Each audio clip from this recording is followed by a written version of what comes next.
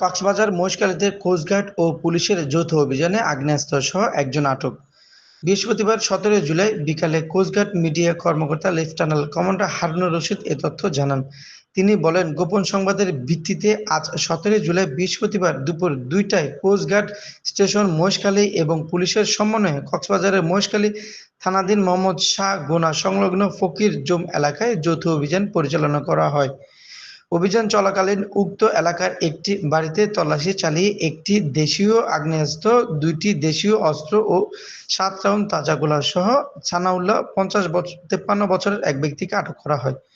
জব্দকৃত আলামতসহ আটককৃত ব্যক্তির পরবর্তী আইনানুগ ব্যবস্থা গ্রহণের কার্যক্রম প্রক্রিয়াধীন রয়েছে।